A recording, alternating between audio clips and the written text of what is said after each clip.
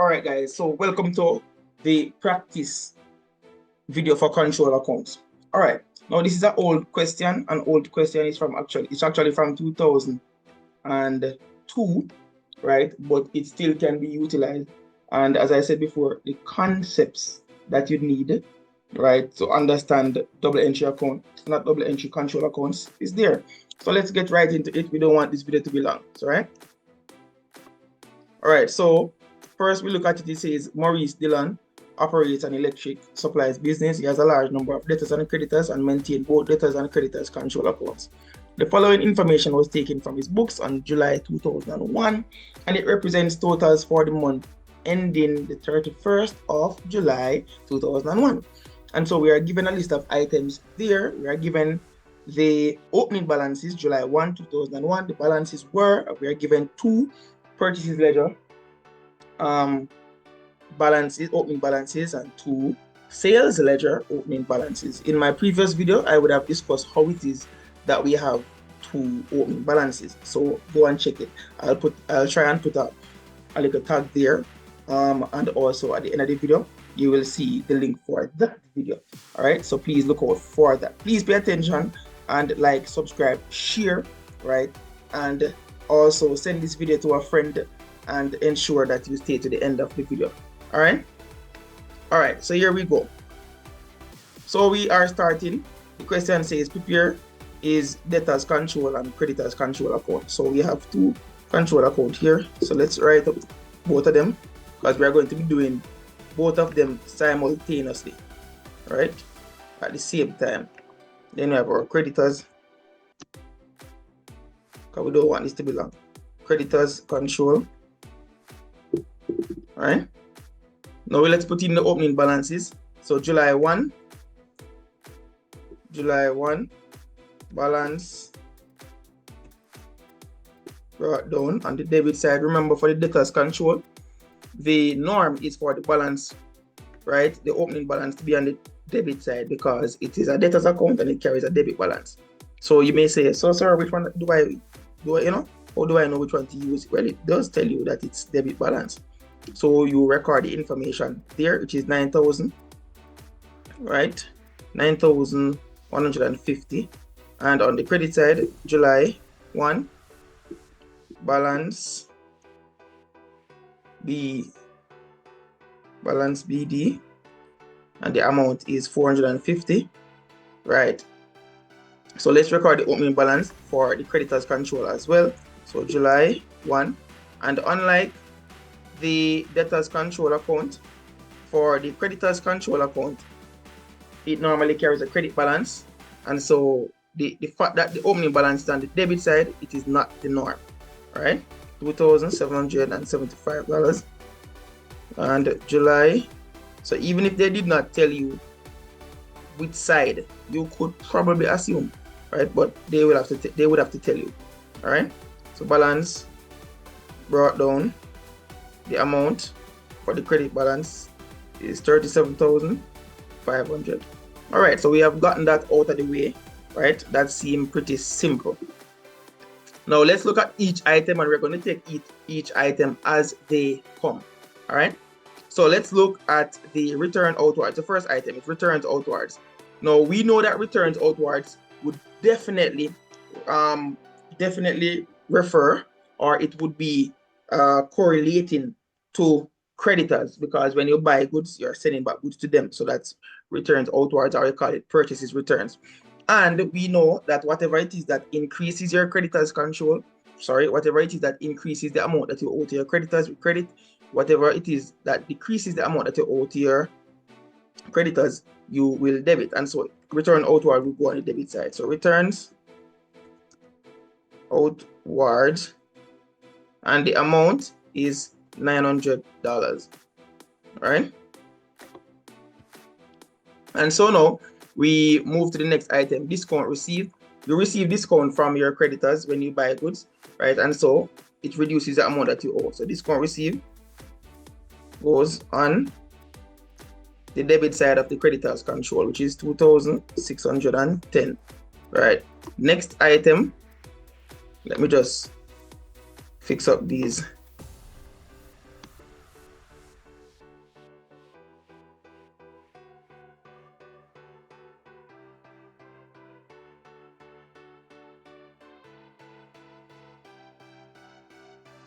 Next item, it says check paid to suppliers. So now you are paying check to your suppliers. It reduces the amount that you owe them, and so we're going to put that information in the creditors control, which is 52,500. Next item is purchases journal. Now purchases journal, it is increasing the amount that you owe, so you put it on the credit side. Very good. So purchases, and the amount that is there is 47,000, right, 250. All right, then you look, you see it says check from customers dishonored. Check from customers dishonored. We would not record that in the creditors control because it relates to your customers, so it has to be your debtors. And if you remember from my previous video, dishonored check, right, would go on the debit side. So dishonored check, and the amount, we put it on the debit side.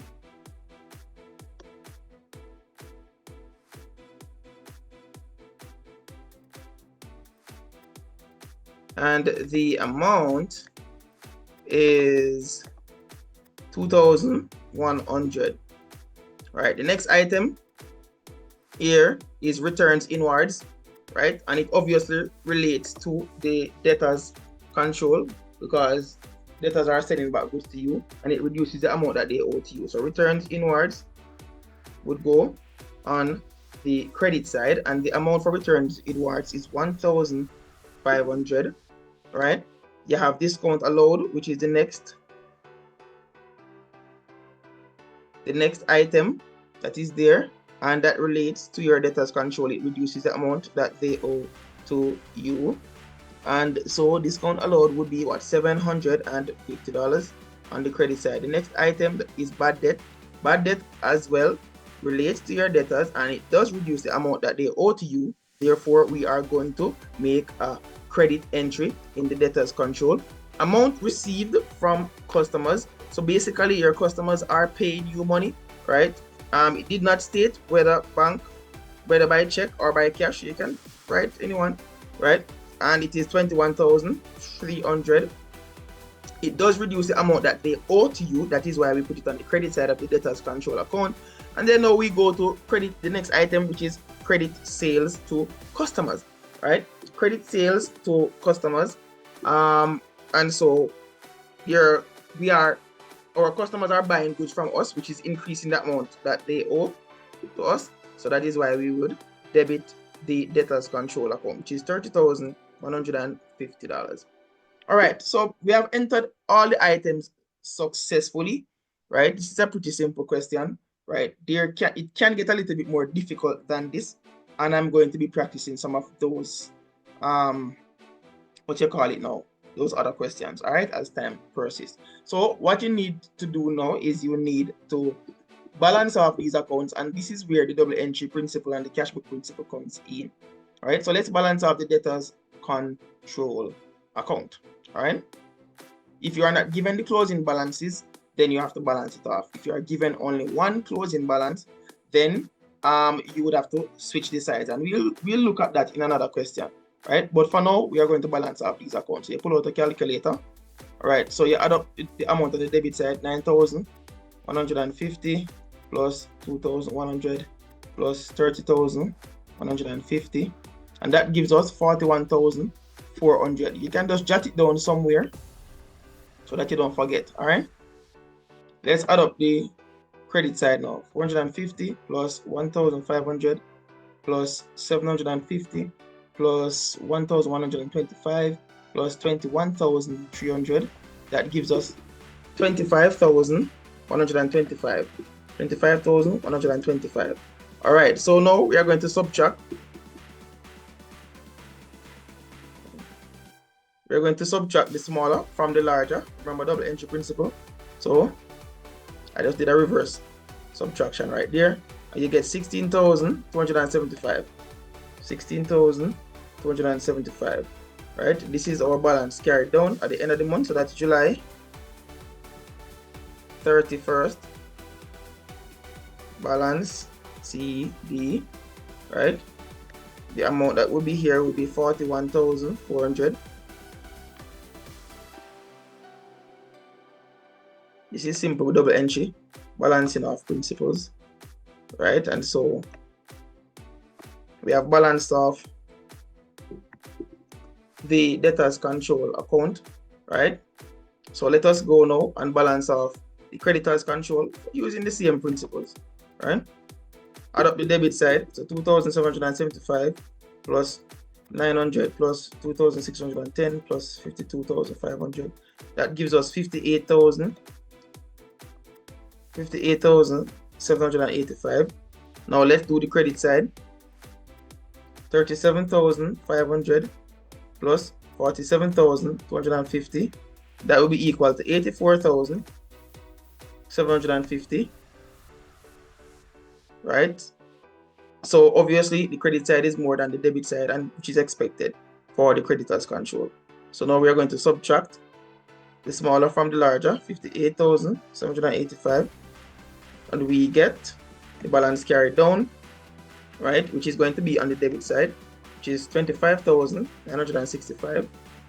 So July 31st balance CD, and so our totals, now we want to get our totals in the same line, so 84,750. Remember that the totals would be the larger figure, right? 750. We can delete this, and we can double line our totals, right? We can bold it to let it stand out. All right. That is how you do a that is how you do a control account. All right. The question did ask for you to talk about 2 advantages of maintaining control account, and I discussed that in my previous video. Part C of the question says George Mota is a customer who owes 1,500.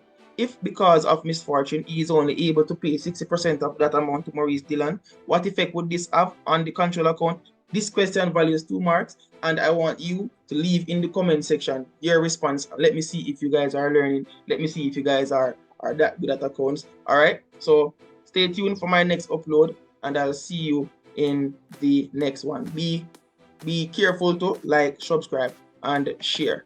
All right, bye for now.